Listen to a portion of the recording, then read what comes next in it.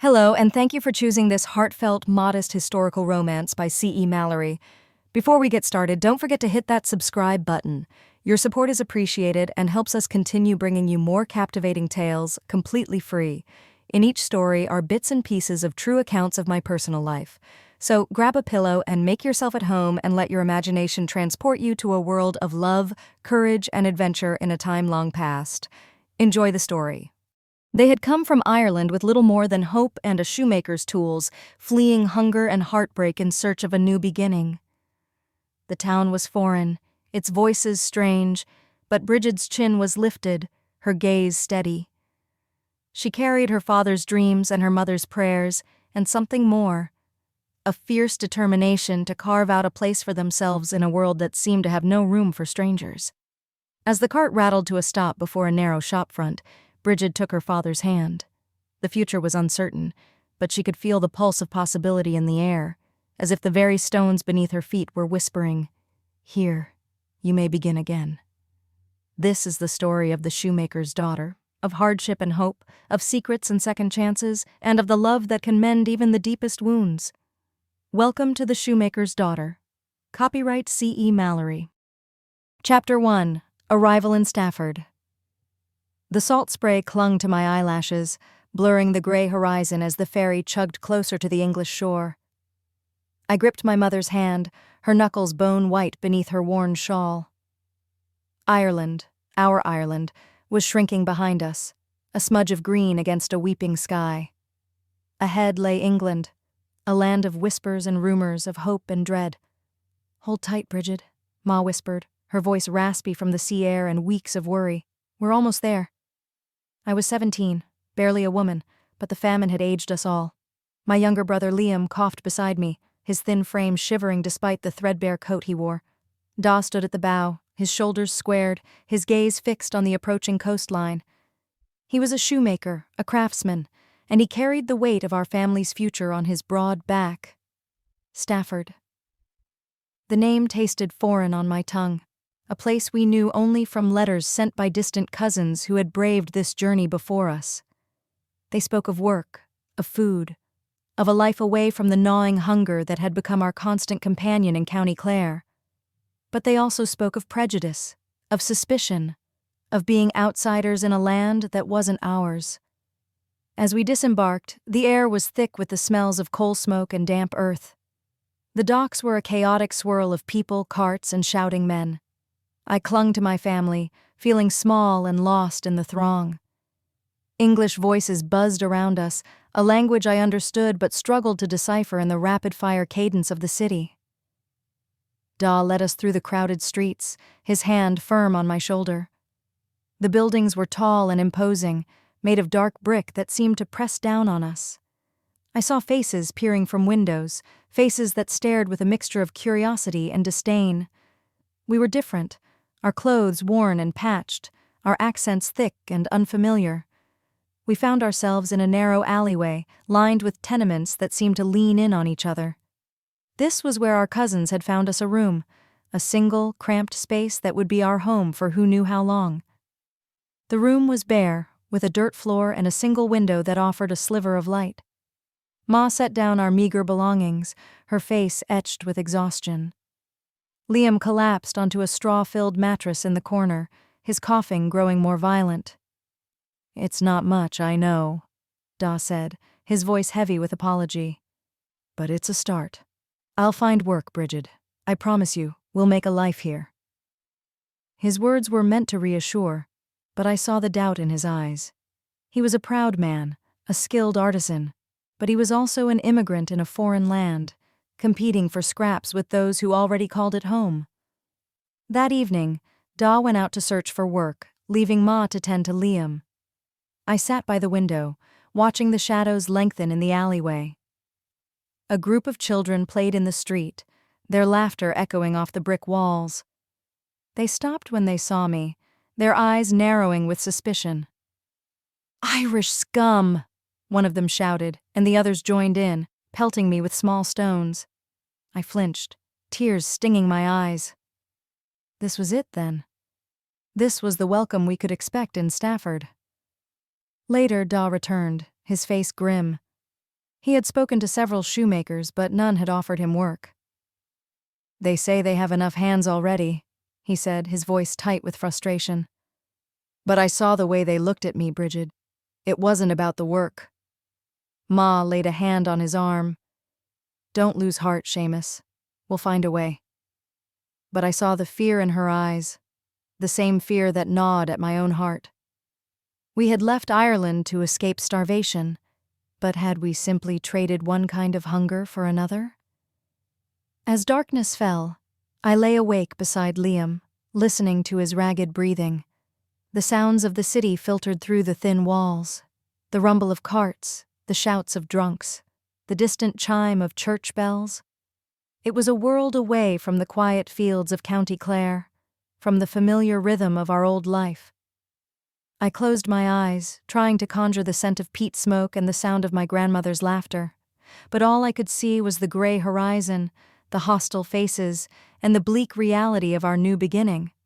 We were in Stafford now, and our survival depended on our ability to adapt, to endure, and to somehow find a place in this unforgiving land.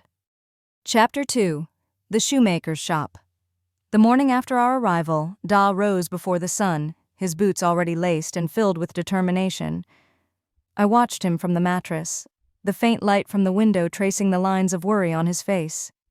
He kissed Ma's forehead, squeezed my hand, and promised, "I'll not return without work, Brigid. That's a vow." He was gone before the city had fully woken, and I spent the day pacing the cramped room, listening for his step on the stairs. When he finally returned, his coat dusted with flour from the bakery next door and his hands trembling with exhaustion, he managed a tired smile. "I've found a place," he said, voice hoarse. "Mr. Hargreaves, the cobbler on Mill Street, needs another pair of hands. It's not much, but it's honest work." Ma wept with relief, and I hugged Da fiercely, feeling hope flicker in my chest for the first time since we'd left Ireland. That evening, Da took me with him to the shop. "You'll learn the trade, Brigid," he said as we walked through the narrow, lamplit streets. "It's a skill that'll feed you, no matter where you are." The cobbler's workshop was a cramped, low-ceilinged room, thick with the scent of leather and glue.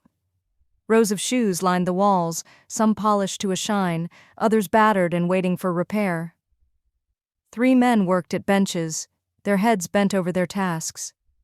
They looked up as we entered, their eyes cold and appraising. Mr. Hargreaves, a stout man with a bristling mustache, greeted Da with a curt nod. "You're late," he grumbled, though Da was not. "Get to work, O'Malley. There's a backlog." Da rolled up his sleeves and set to work, his hands moving with practiced ease. I watched him for a moment, then found a stool in the corner and began sorting scraps of leather, just as I'd done in our old shop in Clare. The English workers eyed me with suspicion.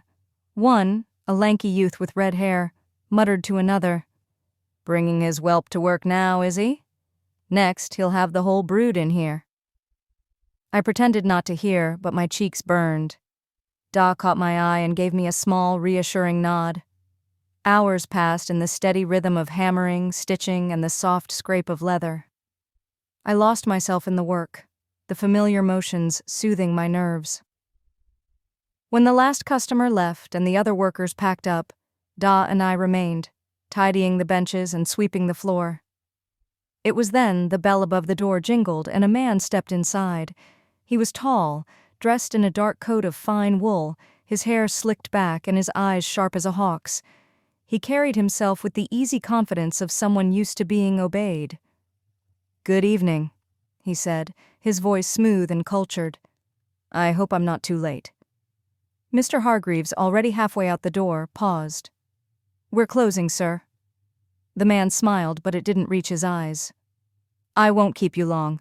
I have a pair of boots in need of repair. They're rather dear to me." He set the boots on the counter. They were exquisite, black leather, hand-stitched with silver buckles. I'd never seen their like, not even in the best shops in Galway. Da examined them with reverence. "Fine work, these. What's the trouble?" The man leaned in, lowering his voice. "The sole is coming loose, and there's a tear near the heel. I'd prefer it if you handled the repair yourself, Mr. O'Malley. I've heard you have a craftsman's touch." Da looked startled. You know my name, sir? The man's lips curled in a faint smile. Word travels. I'm Mr. Ashcroft. I'll return in 3 days. He turned to leave, then paused, his gaze settling on me. And who is this? My daughter, Brigid, Da said, pride in his voice. Mr. Ashcroft studied me for a moment, his eyes unreadable. A family business, then. Good. Family's everything, wouldn't you say? I nodded, unsure what to make of him. Yes, sir. He inclined his head, then swept out into the night, the bell jingling in his wake. Da and I stood in silence for a moment, staring at the boots on the counter. Strange man, Da murmured, running his thumb over the silver buckle. But he knows quality when he sees it. I watched the door swing shut, a shiver running down my spine. There was something about Mr. Ashcroft, something secretive, almost dangerous. I couldn't help but wonder what story those boots might tell, if only they could speak. As we walked home beneath the gaslights, Da squeezed my hand. You did well tonight, Brigid. You've a good eye for the trade. I smiled, but my thoughts lingered on Mr. Ashcroft and his mysterious boots, and on the way the English workers had looked at us, like we were strangers in a place we might never truly belong. Chapter 3. Market Day and a Chance Encounter. The morning of market day dawned with a pale, watery sun peeking through the clouds. I rose before the others, my hands already aching with anticipation and nerves. Ma wrapped a shawl around my shoulders and pressed a kiss to my cheek. Sell well, Brigid, and keep your wits about you. I balanced the basket of shoes on my hip, the fruits of Da's and my labor. Polished boots, sturdy work shoes, and a single pair of delicate slippers I'd stitched myself. The streets were already alive with the clatter of carts and the shouts of vendors. I kept my head high, weaving through the throng toward the market square. Stafford's market was a riot of color and noise. Stalls overflowed with apples and onions, bolts of cloth and trinkets from far-off places. The air was thick with the scent of roasting chestnuts and the sharp tang of coal smoke. I found a spot near the fountain and set out my wares, arranging them as neatly as I could. It wasn't long before the first customers arrived. Some eyed me with open curiosity, others with suspicion. A woman in a fine bonnet picked up a pair of boots, turning them over in her hands. "These are Irish-made, aren't they?" she asked, her tone clipped. I met her gaze. "Aye, ma'am. My father and I made them ourselves. They'll last you through many a winter." She sniffed, set the boots down, and moved on. I swallowed my disappointment and forced a smile for the next customer. As the morning wore on, the crowd thickened. I was jostled from all sides, my basket nearly knocked from the table. Suddenly a boy barreled past, sending a pair of shoes tumbling to the cobblestones. "Watch it!" I cried, scrambling to gather them before they were trampled. A hand reached down, steady and sure, plucking a boot from beneath a cartwheel. I looked up into the face of a young man, tall, with unruly brown hair and eyes the color of storm clouds. He grinned, a dimple flashing in his cheek. "Seems your shoes are eager to make a run for it," he said, handing me the boot. I laughed despite myself. "They're well made, but not that well made. Thank you." He crouched to help me gather the rest, his hands deft and gentle. "I'm Thomas," he said, glancing up at me.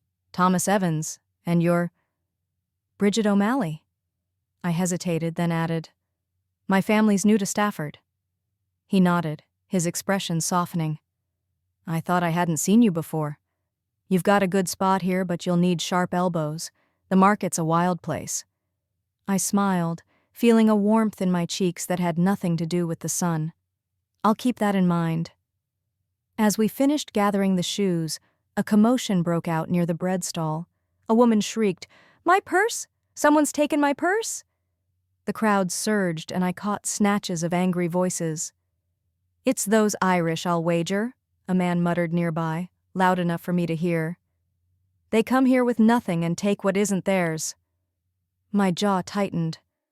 I turned to the vendor, a burly man with a red face who was eyeing me with suspicion. "We're here to work, not to steal," I said, my voice steady. "My father's a shoemaker. We earn our bread. He snorted. That's what they all say. Thomas stepped forward, his tone calm but firm. I saw her here all morning, sir. She hasn't left her stall. The vendor grumbled but turned away, and the crowd's attention shifted as the constable arrived to question the woman. I let out a shaky breath. Thank you, I said quietly to Thomas. He shrugged, a crooked smile on his lips. It's only fair. Besides, I'd hate to see your shoes blamed for a crime they didn't commit. I laughed, the tension easing from my shoulders. You're not like the others, are you? He looked away, a shadow passing over his face. Maybe not. Or maybe I just know what it's like to be the outsider.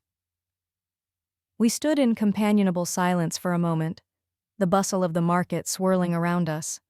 I found myself wishing he would stay a little longer. He glanced at the sky. I should go. My father's expecting me. But I'll see you again, Brigid O'Malley. I watched him disappear into the crowd, my heart beating faster than it had all morning.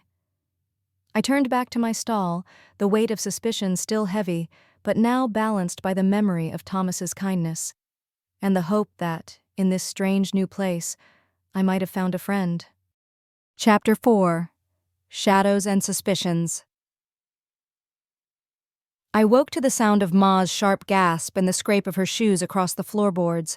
The morning light was thin and cold, but it was enough to see the look of horror on her face as she peered out the window.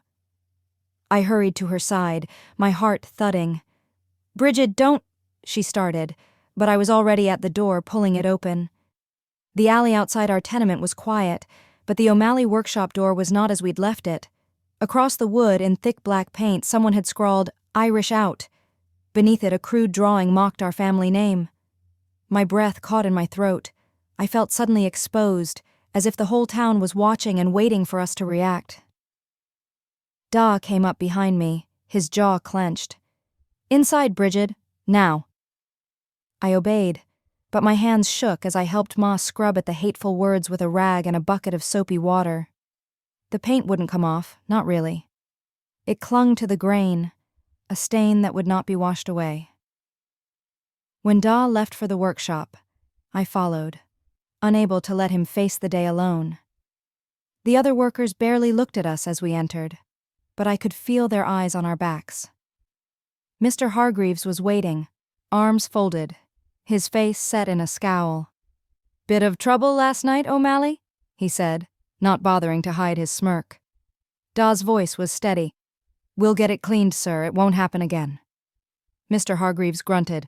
See that it doesn't. I run an honest shop. I won't have troublemakers here. I wanted to shout that we weren't the troublemakers, but Da's warning glance kept me silent. I spent the morning sorting scraps and sweeping, my mind churning with anger and fear. It was nearly midday when the door creaked open and Thomas stepped inside, his cap in his hands. He looked around, then spotted me in the corner. Brigid, he said softly, may I have a word? I glanced at Da, who nodded and followed Thomas outside. The alley was empty, but the graffiti still glared from the door. I heard what happened, Thomas said, his voice low. I'm sorry. Some people here, well, they're afraid of what they don't know. I blinked back tears. We've done nothing wrong. We just want to work, to live. Why do they hate us so much? He hesitated, then reached out, his hand warm on my arm. Not everyone here hates you, Brigid. I don't. I looked up at him, searching his face for any sign of pity or false comfort. I found only sincerity. Thank you, I whispered. It means more than you know. He smiled, a little sadly. If you need anything, if your family needs anything, just ask. I'll help if I can. Before I could answer, a commotion erupted inside the workshop. Mr. Hargreaves's voice rang out, sharp and accusing. O'Malley, where's the silver buckle from Mr. Ashcroft's boot? It's gone! Da's face was pale as he emerged, hands raised. I haven't touched it, sir. I swear on my life. The other workers muttered, casting dark looks our way. Mr. Hargreaves jabbed a finger at Da. You're the only one who worked on those boots. If it doesn't turn up, I'll have to call the constable. My heart pounded. I stepped forward, voice trembling. My father would never steal. He's an honest man. Mr. Hargreaves sneered. We'll see what the law says about that. Back in our room that night, I sat beside Daw as he stared at his hands, silent and defeated. The weight of suspicion pressed down on us, heavier than ever. Maybe we should go, Daw, I said, my voice breaking. Maybe Stafford will never be home for us. He looked at me, his eyes tired but fierce. We've come too far to turn back, Brigid. We'll prove ourselves, you'll see. I wanted to believe him. I wanted to believe Thomas too, and the kindness I'd seen in his eyes. But as I lay awake, listening to the distant sounds of the city, I wondered how much more we could endure before hope finally gave way to despair. Chapter 5. The Hidden Letter. The day after the accusation, the workshop was quieter than usual. The air was thick with suspicion, and every stare felt like a silent accusation. Daw worked in silence. You could tell a lot was on his mind, while I polished a pair of boots Mr. Ashcroft had left for repair.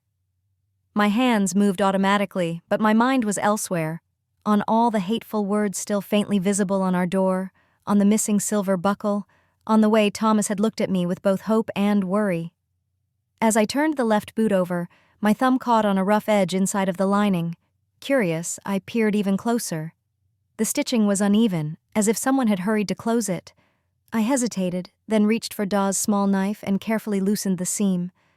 My heart thudded as I pulled out a folded scrap of paper, yellowed and brittle with age. I glanced around. No one was watching. With trembling fingers, I unfolded the letter. The handwriting was elegant but hurried.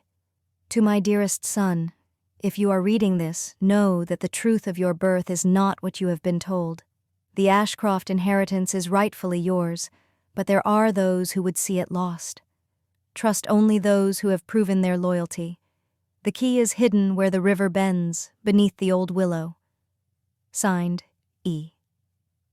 I stared at the words, my mind racing. A lost inheritance? A secret birth? Was Mr. Ashcroft not who he seemed? And what of the key?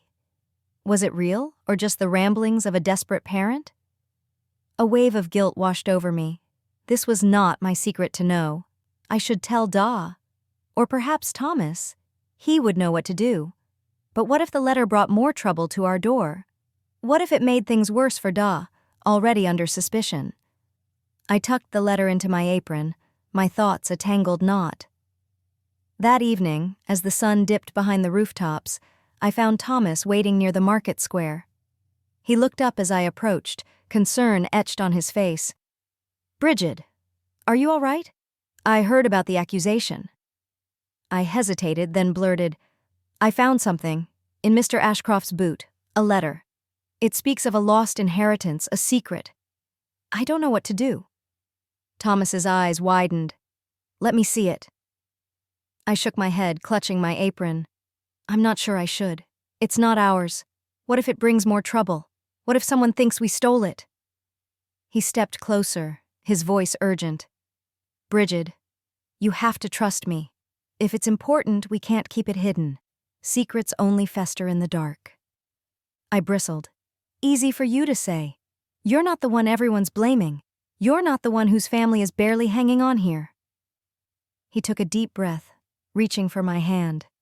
I know this has to be hard. Let me help. I pulled away, torn between fear and the urge to trust him.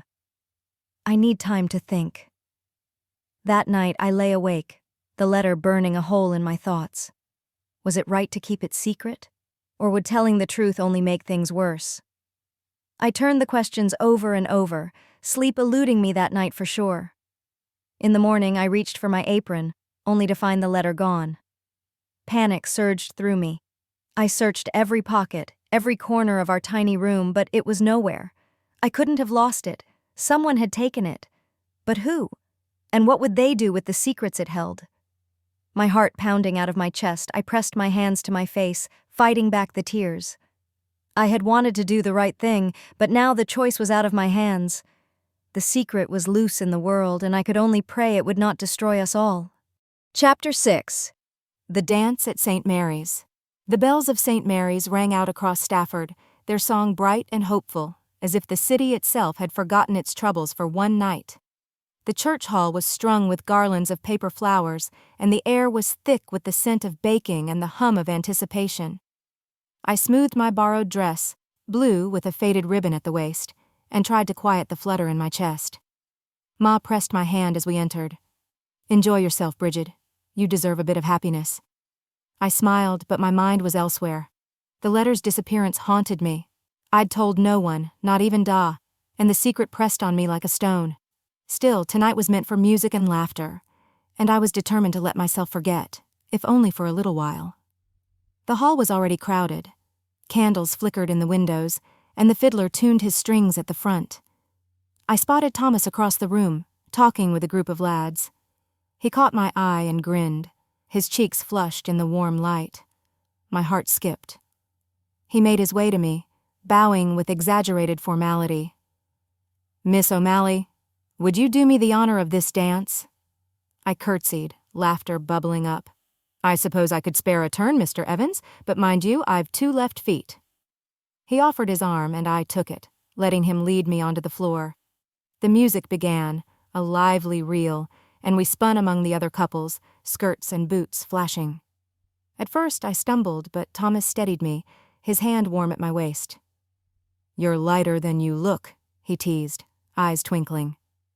I stuck out my tongue. "And you're heavier on your feet than a plow horse." He laughed, and I found myself laughing too, the tension easing from my shoulders.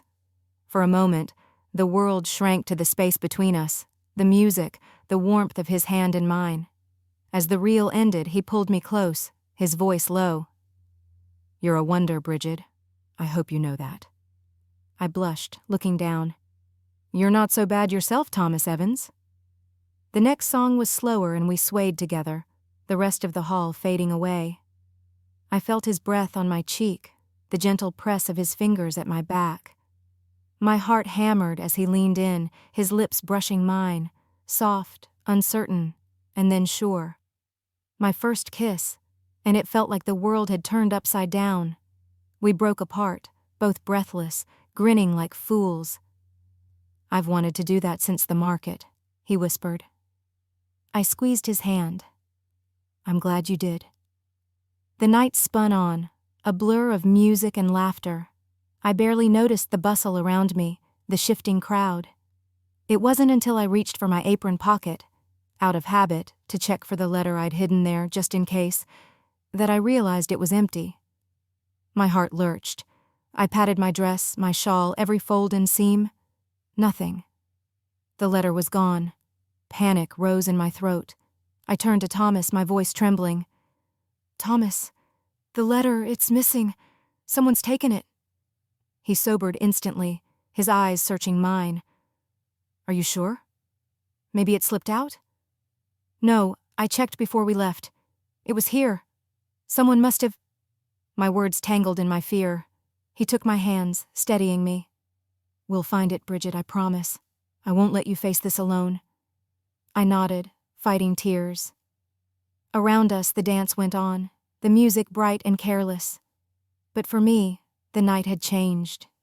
The secret I'd tried to keep safe was gone, and with it, the fragile peace I'd found in Thomas's arms. He squeezed my hand, his voice fierce. "We'll search every corner if we have to. Whoever took it will get it back." I clung to his promise, letting it anchor me as the world spun on. For the first time, I wasn't alone in my fear. And as the candles burned low and the music faded, I knew that whatever came next, Thomas would be by my side. Chapter 7. Accusations and Alibis. The morning after the dance, a heavy knock rattled our door before the sun had fully risen. Ma startled awake, clutching her shawl. Da was already on his feet, jaw set, as I hurried to the door. On the stoop stood Constable Evans, Thomas's father, flanked by 2 grim-faced men. His uniform was immaculate, his eyes cold and hard. "Seamus O'Malley," he announced. "You're wanted for questioning in the matter of the missing silver buckle and other valuables from Hargreaves's workshop." Ma gasped. I stepped between them, my voice trembling but loud. "My Da is no thief." Constable Evans barely looked at me. We have a witness who saw your father near the storeroom the night the buckle went missing. He'll come with us. Da's face was pale, but he stood tall. I've done nothing wrong, sir. I'll answer your questions. As they led him away, Ma collapsed into a chair, weeping. I pressed a kiss to her hair and whispered, I'll find Thomas. We'll make this right. I found Thomas waiting near the churchyard, worry etched deep in his brow. He took my hand as I told him everything, from the letter to the accusation. My father's not a cruel man, Brigid, he said quietly. But he trusts the law and the word of Englishmen over Irish strangers.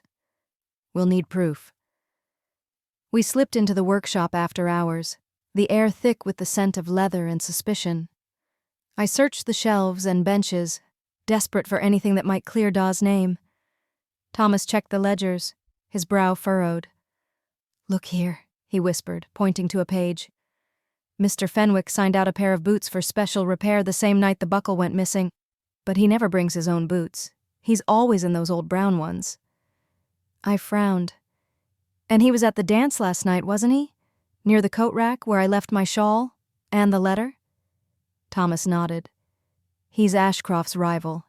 They've been at odds for years, over land and money. If anyone would want to ruin Ashcroft, or your family, it's Fenwick. We crept to the back room where Fenwick kept his things. In a battered satchel I found a scrap of paper, torn from the letter I'd lost. My heart pounded. Thomas, look, I breathed. He has part of the letter, he must have the rest. Thomas's jaw tightened. We need to show this to my father, but he won't believe us without more. I swallowed, fear and hope warring in my chest. Then we'll get more. We have to. We slipped out into the night, the evidence clutched in my hand. The streets were quiet, but my mind raced with possibilities. If we could prove Fenwick's guilt, Da would be free. But if we failed, we'd lose everything. As we parted at the corner, Thomas squeezed my hand. We're in this together, Brigid. I won't let you down. I nodded, drawing strength from his words. Thank you, Thomas, for believing in me and in my Da. He smiled, soft and sure. We'll find the truth, I promise. As I hurried home, the first light of dawn crept over the rooftops. For the first time in days, hope flickered in my heart. The fight was far from over, but I was no longer alone, and I would do whatever it took to clear my father's name. Chapter 8. The Midnight Chase. The night air was thick with fog, curling around the lamplight and muffling the sound of our footsteps. Thomas and I pressed close to the brick wall, hearts pounding in unison, as we watched Mr. Fenwick's shadow slip from the workshop and melt into the maze of Stafford's alleys. Thomas's hand found mine, warm and steady. Ready? He whispered. I nodded, though my knees trembled. Let's go. We trailed Fenwick at a distance, ducking behind barrels and carts, careful not to let our shoes clatter on the cobbles. He moved with purpose, glancing over his shoulder now and then, a bundle clutched tight beneath his coat. My breath caught. Was that the letter? The proof that could save Da? Fenwick turned down a narrow lane, the kind where the moonlight barely reached. We followed, hearts in our throats. At the end of the alley, he stopped beneath a broken gas lamp and knelt, fumbling with the bricks at the base of the wall. Thomas leaned close, his breath warm against my ear. He's hiding something. I nodded, barely daring to breathe. Fenwick pulled a small tin from the wall, opened it and slipped something inside. Then, with a last wary glance, he hurried off into the night. We waited until his footsteps faded, then crept forward. My hands shook as I pried the tin loose. Inside, wrapped in oilcloth, was the letter, creased and smudged, but whole. Thomas grinned, relief flooding his face. You did it, Brigid. I clutched the letter to my chest, dizzy with hope. We did it. Suddenly a shout rang out behind us. Oi, what are you doing there? Fenwick's silhouette loomed at the mouth of the alley, lantern swinging wildly. Panic surged through me. Run, Thomas hissed, grabbing my hand. We tore down the alley, dodging crates and puddles, Fenwick's angry shouts echoing after us. My lungs burned, my skirts tangled around my legs. But I didn't dare slow down. We darted around a corner, nearly colliding with a stack of barrels, and pressed ourselves into the shadows. Fenwick's footsteps thundered past, so close I could smell the sour tang of his sweat. I held my breath, heart hammering as he paused, lantern light flickering over the bricks. For a moment I thought he'd found us. Then he cursed and moved on, his footsteps fading into the night. I sagged against the wall, breathless and shaking. Thomas leaned beside me, his chest heaving. "Are you all right?" he whispered. I nodded, tears pricking my eyes. "I've never been so scared, or so alive." He grinned, brushing a strand of hair from my face. "You were brilliant, Brigid. I knew you could do it." I laughed, the sound shaky but real. "I couldn't have done it without you." He squeezed my hand, his eyes shining in the dim light. "We make a good team." For a moment, we stood there in the darkness, the stolen letter pressed between us, the world narrowed to the space of a single breath. Then, with a final glance to be sure the alley was clear, we slipped away, together into the night, hope burning bright in our chests. Chapter 9. Truths Revealed. The morning after our midnight chase, the world seemed changed. The letter, now safely tucked in my apron, felt heavier than gold. Thomas and I hurried through the waking streets, the fog lifting as the sun crept over Stafford's rooftops. We made our way to Mr. Ashcroft's townhouse, a stately building with ivy curling up its stone walls. Thomas squeezed my hand as we stood before the door. "Are you ready?" I nodded, though my heart fluttered like a trapped bird. "We have to do this. For the truth." We were shown into a parlor where Mr. Ashcroft sat by the window, his gaze distant. He looked up as we entered, surprise flickering across his face. "Miss O'Malley? Mr. Evans, to what do I owe this early visit?" I stepped forward, my voice steady. "We have something that belongs to you, sir." I placed the letter on the table between us. His eyes widened. With trembling hands, he unfolded the paper and read. For a long moment, the only sound was the ticking of the clock. Then he looked up, his face transformed, vulnerable, almost young. "I thought it was lost forever," he whispered. "You've given me back more than a letter, Miss O'Malley. You've given me my past." Thomas leaned in, gentle but insistent. "What does it mean, sir?" "The letter speaks of an inheritance, a secret birth. Is it true?" Mr. Ashcroft nodded, his voice thick with emotion. "My mother died when I was a boy. I was raised by my uncle, who always told me I was a burden, a charity case. But I remember my mother's stories, of a family estate, of a legacy stolen by those who envied her. I never believed it, not really. But this—" He tapped the letter, his hand shaking. "This proves I am the rightful heir. If I can find the key, as the letter says, I can claim what is mine." I watched him, sympathy and admiration warring in my chest. "Why keep it secret all these years?" He smiled, sad and wry. "Because secrets are safer than hope, Miss O'Malley. Hope can be taken from you. But you risked everything to return this to me. Why?" I glanced at Thomas, then back at Mr. Ashcroft. "Because it was the right thing to do, even when it was hard, even when I was afraid." Thomas nodded, his voice soft. "Honesty and loyalty, they're all we have in the end. Without them, we're lost." Mr. Ashcroft's eyes glistened. "You're both braver than I ever was. I owe you a debt I can never repay." I shook my head. "You owe us nothing, sir. Just remember us kindly when you find your fortune." He smiled, a real grateful smile. "I will. And I promise you, Miss O'Malley, Mr. Evans, your names will be spoken with honor in my house." As we left the townhouse, the sun shone brighter, the air lighter. Thomas took my hand, his thumb tracing circles on my skin. "You did it, Brigid," he murmured. "You chose honesty, even when it hurt." I looked up at him, hope blooming in my chest. "We did it, Thomas, together."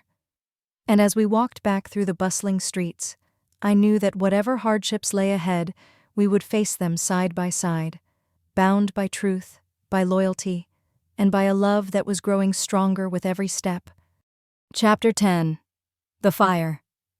The night was thick with the promise of rain, but the air in our alley was dry and restless. I was finishing the last stitches on a pair of boots by candlelight, Da humming softly as he polished a row of shoes. Ma and Liam had already gone to bed, their soft breathing a comfort in the quiet. A sudden crash shattered the peace. I looked up. My heart was pounding. The window glowed orange, too bright, too fierce. Shouts echoed from the street. "Fire! Fire at the O'Malleys!" Da leapt to his feet, grabbing a bucket. "Brigid, wake your mother and brother, get them out!" I ran to the back room, shaking Ma and Liam awake. "There's a fire, we have to go, now!" Smoke was already curling under the door, I could barely see, and it was so hard to breathe. We stumbled into the alley, coughing, as the flames licked up the workshop's walls. Our neighbors gathered, some shouting for water, others just watching, faces pale in the flickering light. "Da!" I screamed, realizing he hadn't followed us. Frantically looking around, "Where's Da?" Before anyone could stop me, I darted back toward the door. The heat was like a wall, the smoke thick and choking. I could hear Da's voice, hoarse and faintly desperate, from inside. "Brigid, stay back!" Thomas's voice cut through the chaos. He appeared at my side, eyes wild with fear. "I'll go get him. Stay with your family." "No!" I cried, grabbing his arm. "You'll be killed." He cupped my face in his hands, his gaze fierce. "I'd walk through fire for you, Brigid. I mean it." Before I could protest, he pulled his coat over his head and plunged into the burning workshop. I screamed after him, tears streaming down my face. "Thomas! Da!" Ma clung to me, sobbing. "Oh God, save them! Please, God, save them!" She kept praying, and the flames roared even louder, devouring the wood and leather, all the life we'd built going up in flames. I could do nothing but watch, my heart breaking with every second. Then, through the smoke, I saw them. Thomas half carrying Da, both coughing and blackened with soot. They stumbled into the alley, collapsing at our feet. I fell to my knees beside them, sobbing with relief. "Da! Thomas!" I pressed my hands to their faces, checking for burns, for breath. "You're alive. Thank God you're alive." Da managed a weak smile, his voice rough. "Couldn't let the boots burn, could I?" Thomas grinned, though his eyes were rimmed with tears. "Told you I'd walk through fire." I threw my arms around him, holding him tight. "You're a fool, Thomas Evans. A brave, wonderful fool." He laughed, pulling me close. "I'd do it again too, just for you." Neighbors pressed in, offering blankets and water. Someone patted Da's back. Another clapped Thomas on the shoulder. For the first time, I saw sympathy in their eyes, not suspicion. Ma knelt beside us, her hands shaking as she stroked Da's hair. "We've lost the workshop," she whispered, voice trembling. Da took her hand, squeezing it tight. "We still have each other. That's what matters." I looked at Thomas, his face streaked with ashes, and knew that something had changed forever. The fire had taken our home, but it had given me something in return, a love forged in the flames, unbreakable and true. As the rain finally began to fall, hissing against the smoldering ruins, I leaned into Thomas's embrace, my heart full of gratitude and hope. Chapter 11. Justice and Forgiveness. The morning after the fire dawned gray and heavy, mirroring the mood in our small room. We huddled together, wrapped in borrowed blankets, staring at the rain-streaked window. The workshop was gone, reduced to a pile of charred wood and ash. Our livelihood, our home, our sense of security, all vanished in the flames. But amidst the despair, a spark of hope flickered. Thomas had promised to help, and I knew he wouldn't break his word. Later that day, Constable Evans arrived, his face grim. "I need to ask you some questions, Seamus," he said, his voice softer than I'd ever heard it. Da nodded, his shoulders slumped. "I've nothing to hide, sir." Thomas stepped forward, his gaze steady. "We have evidence, Father. Evidence that points to Mr. Fenwick." Constable Evans frowned. "Fenwick? What are you saying, Thomas?" Thomas laid out the facts: the stolen letter, Fenwick's rivalry with Mr. Ashcroft, the missing silver buckle. He presented the scrap of paper we'd found, the testimony of a neighbor who'd seen Fenwick lurking near the workshop the night of the fire. Constable Evans listened, his expression growing increasingly troubled. Finally, he sighed. I'll need to question Mr. Fenwick. But if this is true— It is true, Father, Thomas insisted. I swear it.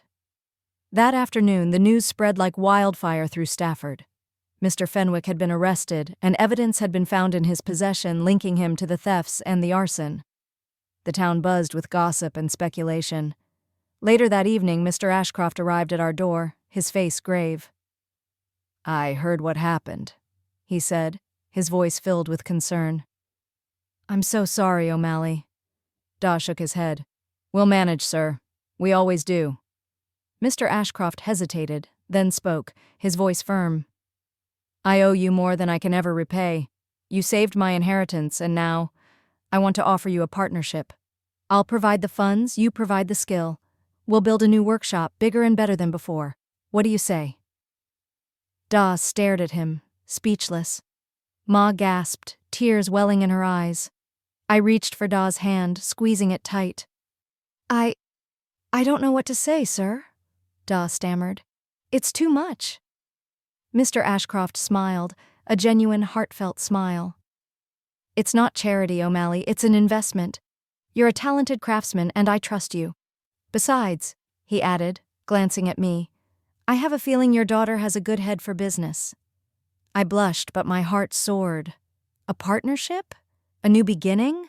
It was more than we could have ever hoped for.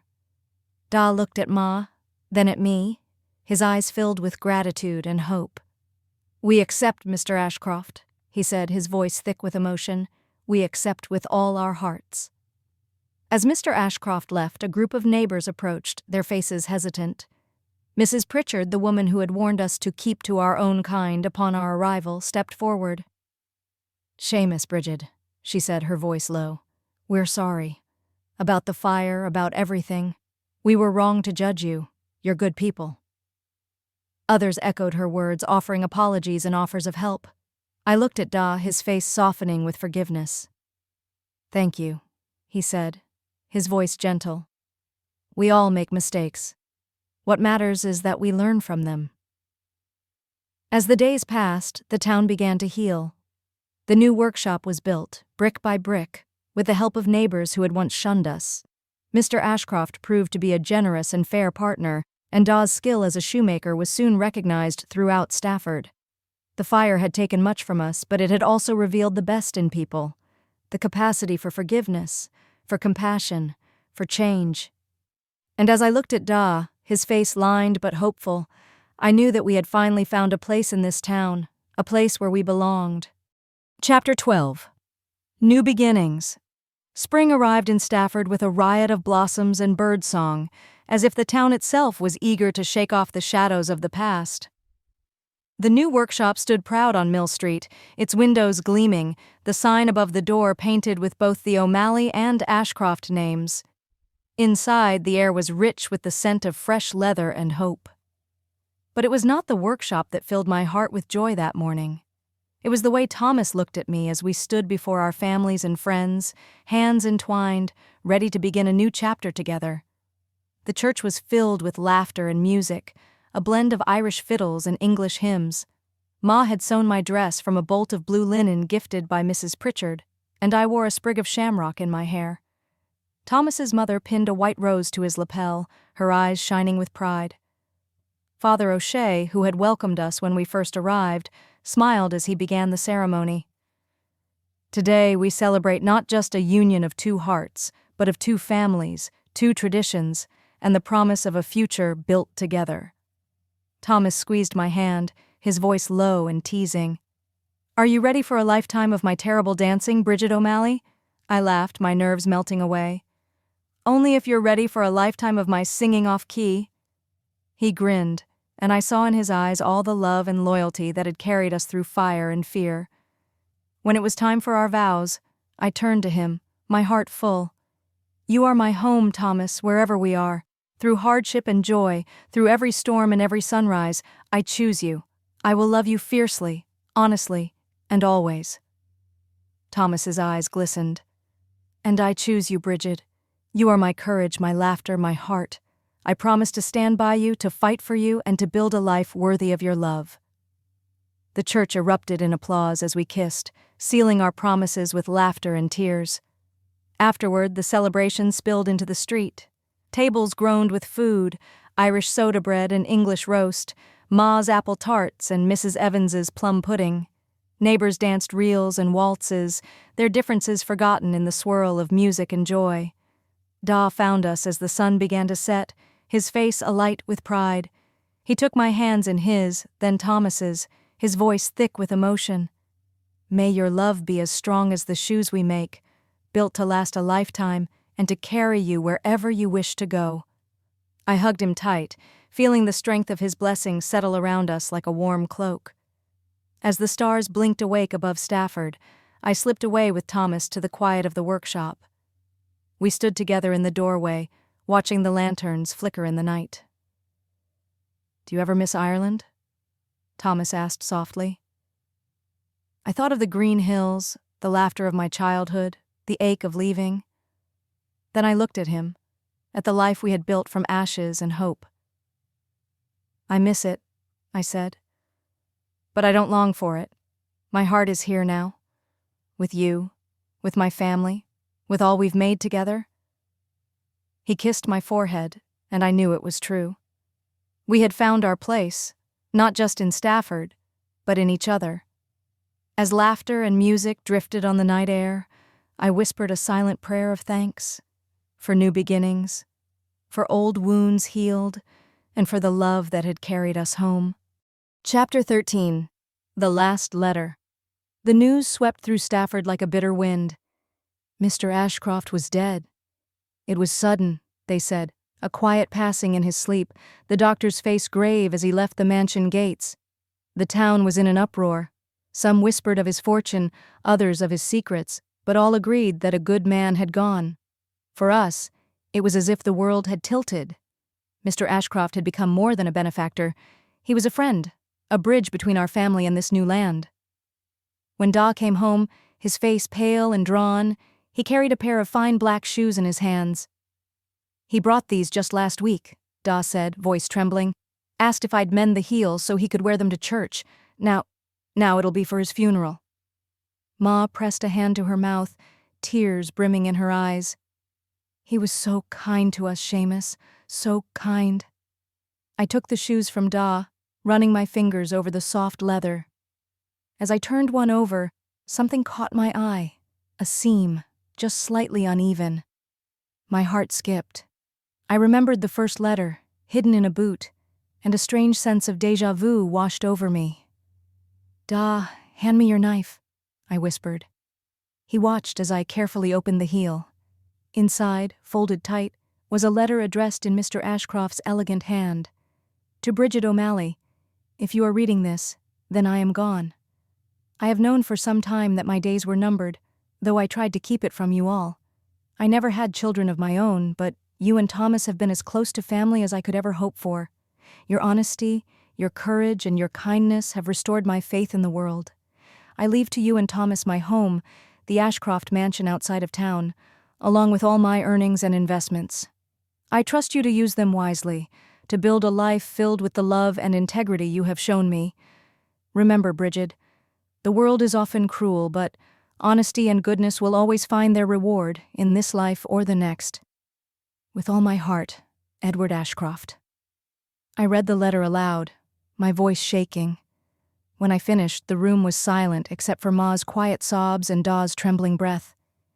He's left us everything?" I whispered, hardly daring to believe it. Thomas took my hand, his eyes shining with tears. "He saw us for who we are, Brigid. He trusted us." Da wiped his eyes, his voice thick. "Such a sweet man. He gave us a chance when no one else would, and now he's given us a future." Ma hugged me tight, her tears wet on my cheek. "We'll honor him, Brigid. We'll make him proud." The day of Mr. Ashcroft's funeral, Da polished the shoes until they gleamed, then placed them gently on his friend's feet. The whole town turned out to pay their respects, and for the first time I felt not like an outsider, but like someone who belonged.